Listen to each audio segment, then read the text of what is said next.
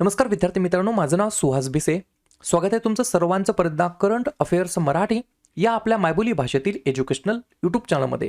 विद्यार्थी मित्रांनो, आज आहे 1 डिसेंबर 2025. नवीन महिना सुरू झाला आहे. 2025 मधील शेवटचा महिना आहे आणि शेवटच्या महिन्यातील पहिला दिवस आहे 1 डिसेंबर 2025.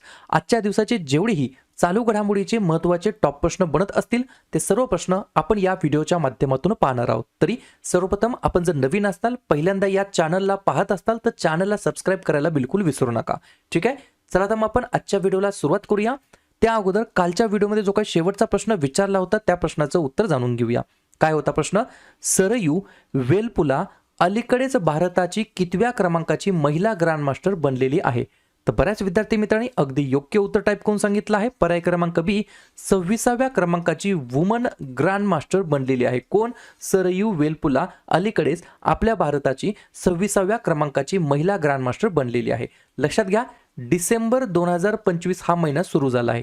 जसे की तुम्हाला माहित आहे, दरवर्षी आपण जानेवारी ते डिसेंबर ही जी काही 12 महिन्याची इयर बुक असते ती आपण या ठिकाणी लॉन्च करीत असतो, बरोबर की नाही? तर या महिन्याच्या शेवटी तुम्हाला या ठिकाणी जे काही इयर बुक आहे त्याच्याबद्दल माहिती दिलीच जाणार आहे. सोबत जे काही नवीन भरती येणार आहे, पोलीस भरती ज्याचे ॲप्लिकेशन सुरू झालेले आहेत, त्याच्यासाठी आपण एक सेपरेट टेस्ट सिरीज सुरू करणार आहोत. जर कोणाची इच्छा असेल तर मला एक कमेंट करून सांगा, पोलीस भरतीसाठी सेपरेट चालू घडामोडीसाठीची या ठिकाणी टेस्ट सिरीज सुरू करायची का? एवढंच मला तुम्ही कमेंट करून सांगा, म्हणजे जेणेकरून मला लक्षात येईल फीडबॅक कसा आहे. ठीक आहे, प्रश्न क्रमांक पहिला लिहून घ्या.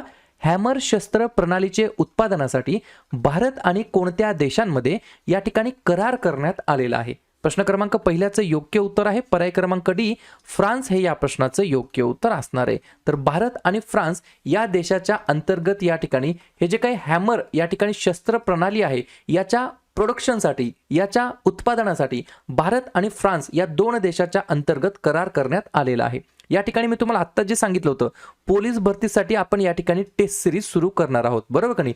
तर याच्याबद्दल ज्यांची इच्छा आहे किंवा ज्यांना वाटतं की आपण या ठिकाणी पोलीस भरतीसाठी एक स्पेशल टेस्ट सिरीज सुरू करावं, मला फक्त एक कमेंट करा, फीडबॅक द्या, जेणेकरून मला लक्षात येईल हॅमर शस्त्र प्रणालीबद्दल बोलण्यात आलं. तर 3-4 पॉईंट्स आहेत ते लिहून घ्या. याच्यामुळे काय होणार आहे तर भारतीय संरक्षण उद्योगामध्ये प्रगत तंत्रज्ञानाची वाढ होईल आणि देशाची आत्मनिर्भरता आणखी मजबूत होण्यासाठी मदत होईल. दुसरा पॉइंट, हॅमर वेपन सिस्टम ही सॅफ्रॉन या कंपनीने विकसित केलेली असून हवेतून जमिनीवर अचूक मारा करणारी ही शस्त्र प्रणाली आहे. आणि ही जी काय या ठिकाणी हे पहा, तुम्हाला इथं दिसत असेल सॅफ्रॉन नावाची कंपनी, ही काय आहे तर ही एक फ्रेंच एरोस्पेस आणि संरक्षण कंपनी आहे. हा जो काही करार करण्यात आला तो भारत इलेक्ट्रॉनिक्स लिमिटेड BEL आणि फ्रान्सच्या saffron electronics and defence SED यांच्या दरम्यान झालेला आहे. आणि हॅमर याचा फुल फॉर्म काय आहे? हायली ॲगिले मॉड्युलर म्युनिटेशन एक्सटेंडेड रेंज असा याचा फुल फॉर्म आहे.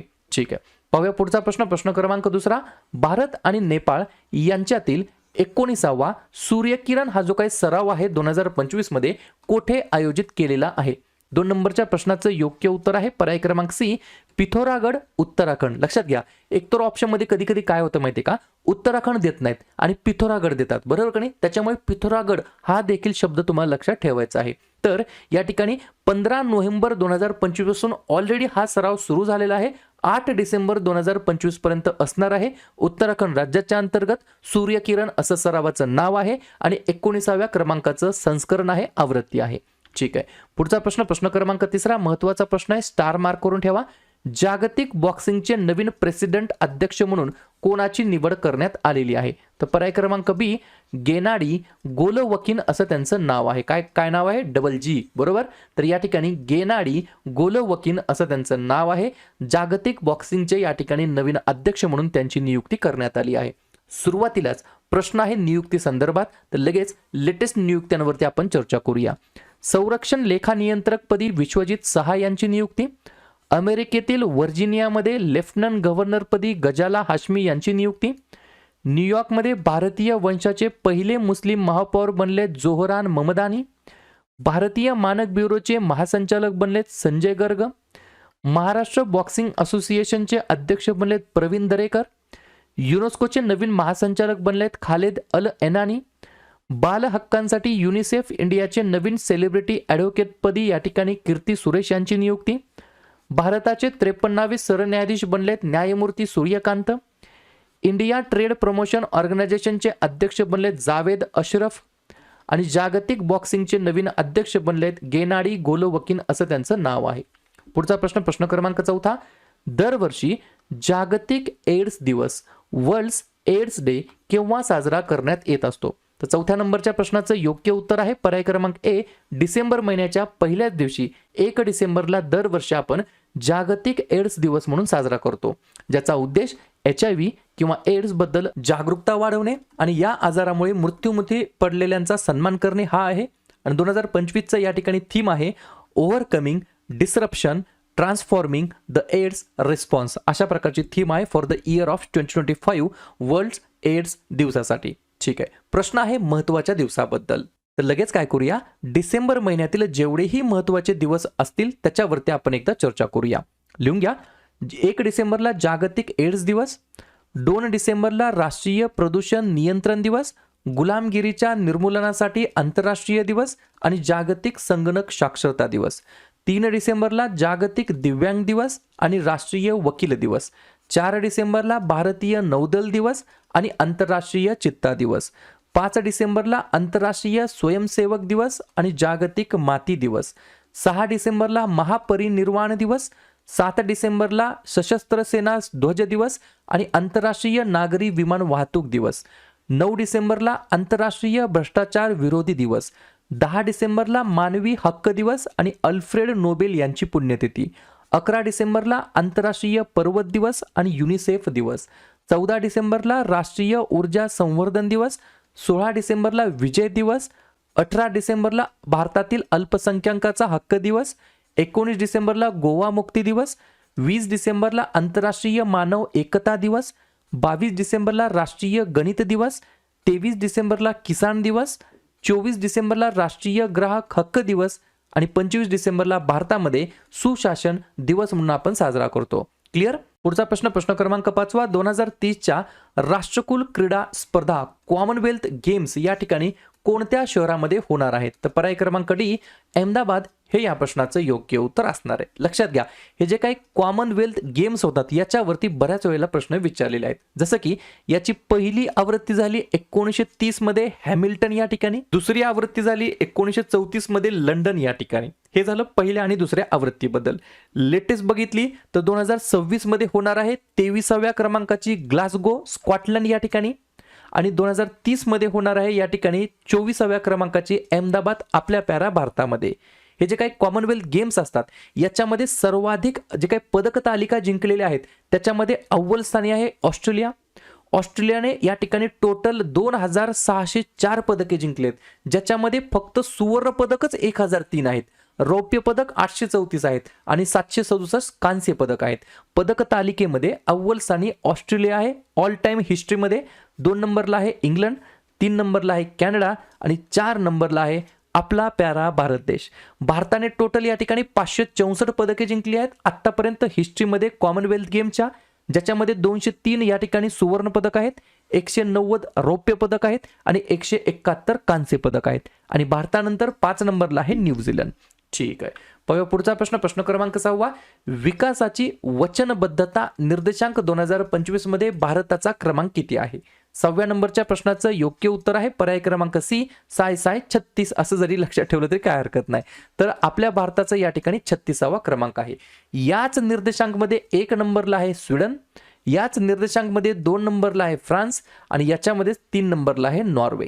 गोष्टी समजतात. विकासाची वचनबद्धता निर्देशांक 2025 मध्ये भारताचा क्रमांक आहे 36. या निर्देशांकमध्ये अव्वल आहे 1 नंबरला स्वीडन, 2 नंबरला फ्रान्स, 3 नंबरला नॉर्वे. प्रश्न आहे निर्देशांक बद्दल. तर नवनवीन जे काही निर्देशांक प्रकाशित झालेले आहेत त्याच्यावरती आपण एकदा चर्चा करूया. सर्वाधिक करोडपतींच्या यादीमध्ये भारताचा क्रमांक 14वा, ग्लोबल डिजिटल नोमॅड रिपोर्टमध्ये 38वा, आर्थिक स्वातंत्र्य निर्देशांकमध्ये 128, ई कचरा निर्मितीच्या बाबतीमध्ये 3रा, ग्लोबल पेन्शन इंडेक्समध्ये 45वा, जागतिक न्याय प्रकल्प कायदा नियम निर्देशांकमध्ये 86, जागतिक हवामान जोखीम निर्देशांकमध्ये 9वा, जगातील सर्वोत्तम शहरे निर्देशांकमध्ये या ठिकाणी जगामध्ये अव्वल आहे लंडन शहर, तर याच जगातील सर्वोत्तम शहरे निर्देशांक 2026 मध्ये भारतामध्ये अव्वल आहे बेंगलोर. आणि विकासाची वचनबद्धता निर्देशांक मध्ये कितवा आहे तर 36वा. पुढचा प्रश्न, प्रश्न क्रमांक 7वा, मोस्ट इम्पॉर्टंट प्रश्न, महाराष्ट्र राज्याचे नवीन मुख्य सचिव chief secretary of Maharashtra state म्हणून कोणाची नियुक्ती करण्यात आलेली आहे. 7व्या नंबरच्या प्रश्नाचं योग्य उत्तर आहे पर्याय क्रमांक बी, राजेश अग्रवाल असं त्यांचं नाव आहे. कन्फ्युजन होऊ दे नका, याच्या अगोदर राजेश कुमार होते, ते आता या ठिकाणी बदलून राजेश अग्रवाल झालेले आहेत. या गोष्टी तुम्हाला लक्षात ठेवायच्या आहेत. ठीक आहे, या ठिकाणी महाराष्ट्र राज्याच्या मुख्य सचिव पदाबद्दल बोलण्यात आलं. पुढचा प्रश्न, ओमान या देशाने अलीकडेच आपला पहिला संप्रेषण उपग्रह प्रक्षेपित करून एक राष्ट्रीय टप्पा गाठलेला आहे. तर हा जो काही ओमानचा पहिला या ठिकाणी काय केलेला आहे, त्यांनी काय उपग्रह लॉन्च केलाय, त्या उपग्रहाचं नाव काय आहे. 8व्या नंबरच्या प्रश्नाचं योग्य उत्तर आहे पर्याय क्रमांक ए, ओमन सॅट 1. लक्षात घ्या, ओमन सॅट असं नाव आहे. ओमन सॅट मध्ये ओमन म्हणजे ओमन देशाचं नाव आणि सॅट म्हणजे सॅटेलाइट आणि एक म्हणजे पहिला, बरोबर, पहिला या ठिकाणी सॅटेलाइट लॉन्च केला आहे. याच्या मागचा उद्देश काय आहे तर ब्रॉडबँड कनेक्टिव्हिटी सुधारणे, सरकारी संप्रेषण नेटवर्कला समर्थन देणे. ओमन देशाची राजधानी आहे मस्कट, चलन वापरलं जातं ओमानी रियाल आणि वर्तमानमधील अध्यक्ष आहेत हैतम बिन तारिक असं त्यांचं नाव आहे. पुढचा प्रश्न, रशिया या देशाने कोणत्या रॉकेटमधून अज्ञात लष्करी उपग्रह प्रक्षेपित केलेला आहे. 9व्या प्रश्नाचं योग्य उत्तर आहे पर्याय क्रमांक डी, अंगारा 1.2 या रॉकेटमधून रशियाने अज्ञात लष्करी सॅटेलाइट या ठिकाणी लॉन्च केलेलं आहे. याचं काय महत्व आहे ते लिहून घ्या. रशियाच्या संरक्षण आणि अंतराळ देखरेखीच्या क्षमतांना अजून बळकटी देण्याच्या उद्देशाने आणि लष्करी पेलोडसाठी अंगारा रॉकेटचा वाढता वापर दर्शवणे या उद्देशाने या ठिकाणी रशियाने अंगारा 1.2 या रॉकेटमधून अज्ञात लष्करी उपग्रह प्रक्षेपित केलेला आहे. पुढचा प्रश्न, प्रश्न क्रमांक 10वा, भारतातील पहिल्या द्रवरूप हिलियम क्रायोजेनिक सुविधेचे उद्घाटन कोणी केलेलं आहे. 10व्या नंबरच्या प्रश्नाचं योग्य उत्तर आहे पर्याय क्रमांक सी, डॉक्टर जितेंद्र सिंग यांच्याद्वारे या ठिकाणी IIT बॉम्बे या ठिकाणी विद्यार्थी मित्रांनो भारतातील पहिल्या India's first liquid helium cryogenic फॅसिलिटीचे इनॉग्रेशन करण्यात आलेलं आहे. याच्या मागचा उद्देश काय तर क्वांटम सेन्सिंग मधील प्रगतीला प्रोत्साहन देणे आणि क्रायोजेनिक्स अत्याधुनिक साहित्य आणि नेक्स्ट जनरेशन कॉम्प्युटिंगसाठी एक महत्त्वाचा टप्पा स्थापित करणे या उद्देशाने या फॅसिलिटीचे उद्घाटन किंवा इनॉग्रेशन करण्यात आलेलं आहे. पुढचा प्रश्न, 2025 ते 2028 साठी BCCIने कोणत्या कंपनीला अधिकृत रंग भागीदार ऑफिशियल कलर पार्टनर म्हणून नियुक्त केलेला आहे. कलर म्हटले की डोक्यात एकच येतं काय पर्याय क्रमांक बी, एशियन पेंट्स हे या प्रश्नाचं योग्य उत्तर असणार आहे.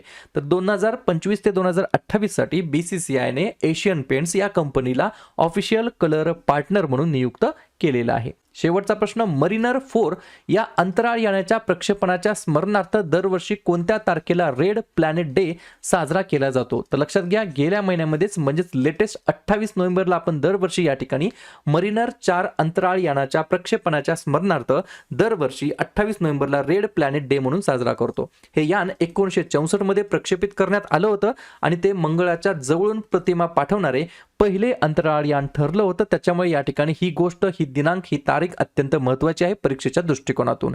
क्लिअर. तर अशा प्रकारे विद्यार्थी मित्रांनो हे होतात 12 प्रश्न. उपक्रम कंटेंट हा जो काही प्रयत्न आपण सुरू केलाय मराठी भाषेमध्ये कसा वाटतो अवश्य कमेंट करत चला. आणि तुमच्यासाठीचा आजचा खास प्रश्न, शेतकऱ्यांच्या सक्षमीकरणासाठी रायथन्ना मिकोसम नावाचा जो काही इनिशिएटिव्ह आहे, उपक्रम आहे, कोणत्या राज्य सरकारने सुरू केलेला आहे.